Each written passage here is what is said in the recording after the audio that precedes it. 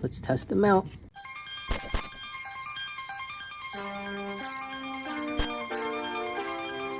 What's up and welcome back to another WearTesters performance review.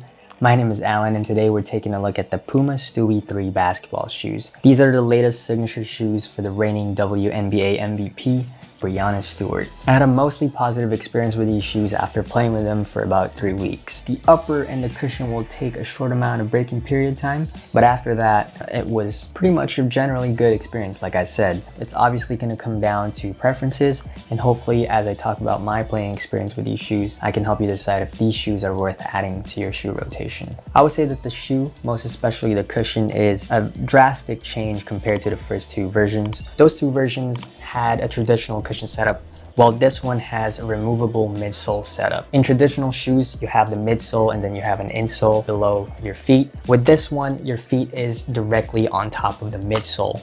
So you won't have that extra layer of comfort, but then you do get the advantage of being lower to the ground if you are craving that experience. When I first tried on these shoes, the cushion itself felt firm. This is a cushion that you'll better appreciate the more that you play with it. It does soften up and feels more comfortable, but it won't get to a point where it will feel bouncy. If you want a bouncy and plush ride, I would say go with the Puma All Pro Nitro if you want to stay within the same brand. This cushion itself feels closer to an EVA type of foam. It does have this forefoot region that is softer. I slightly felt that difference in there, but for the most part, it will feel neutral. It felt adequate enough in terms of impact protection.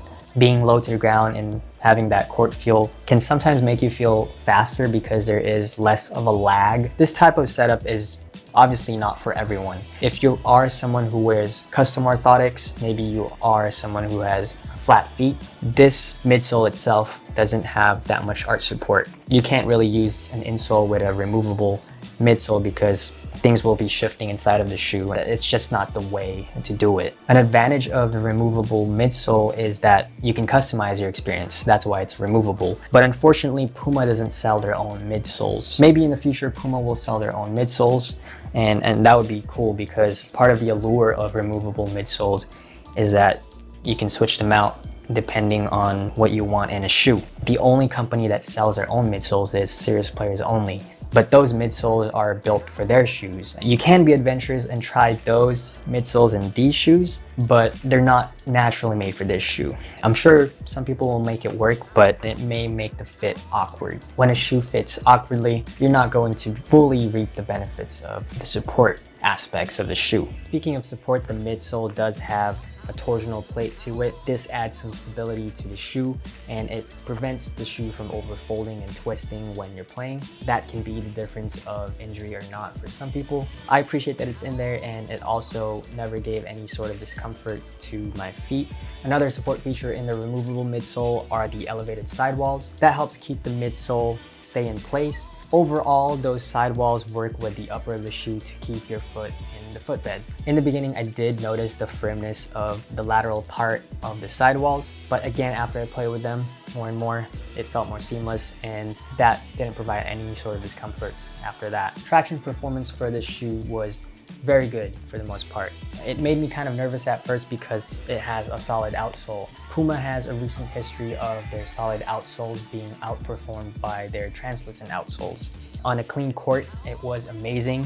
On a dusty court, it still performed pretty well, but it was the collection of dust that was a minor problem with it. The collection of dust in this one is slightly different compared to other shoes because the outsole threads in this shoe are closely packed to each other. In this super dusty court, dust really collected in clusters with the shoe, so I had to give an extra effort into picking out those clusters and really wiping it instead of just a simple 1-2 wipe. Fortunately, after I did that, the outsole still performed well on this dusty court. Overall, on a clean court, this was pretty amazing. So if you play in leagues or in high school or in college, I'm pretty sure that you'll have no problem with the traction performance of the shoe. But if you play pickup in a really dusty court, you may just find yourself wiping more than usual just because of the tightly packed outsole threads. But other than that, this outsole is much better than the first two versions, I would say, and it's comparably close to the performance of translucent outsoles that Puma has. I really like that the outsole and the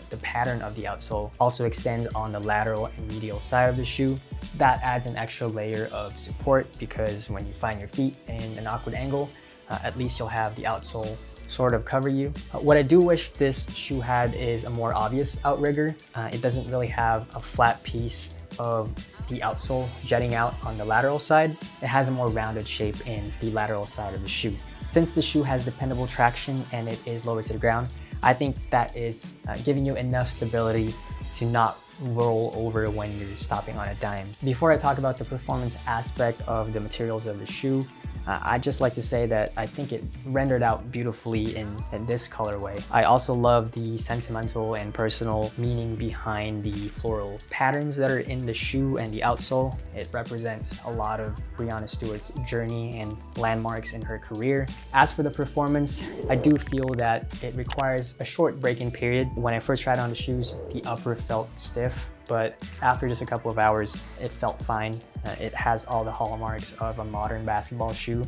Most of the upper is synthetic. It is engineered mesh with some paneling and some reinforced areas. That all helps to keep your foot in the footbed without feeling too restrictive or too heavy on foot. When I actually weighed this shoe compared to the Puma All Pro Nitro, I was surprised as to how much heavier this was compared to that. Fortunately, I never really got bothered by the extra weight in this shoe. The upper felt light on foot.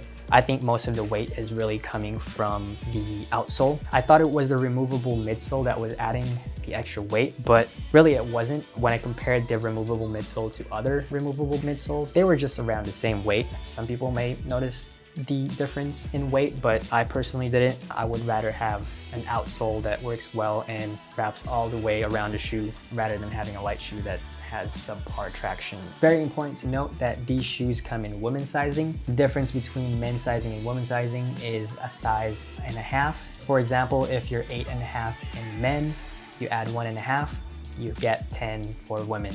And that applies to all the other sizing. As much as possible, I think going true to size is your best bet. As for my foot profile, my left foot is regular and my right foot is wide. It still felt comfortable after breaking it in for my right foot.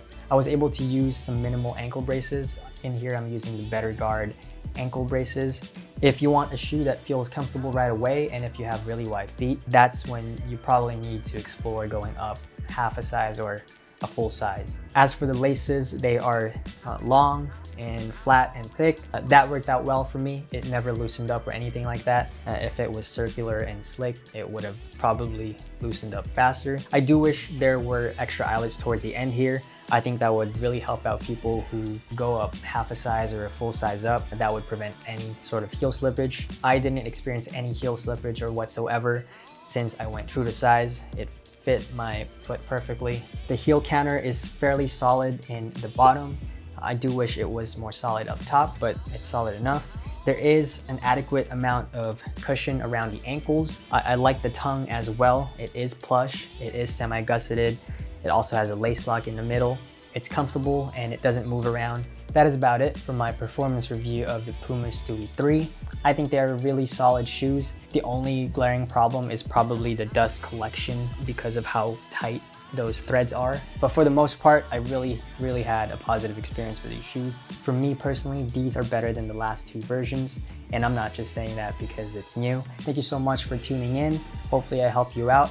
And as always, please use your shoes, have fun, win some games, play with your friends, and I'll see you again on the next performance review.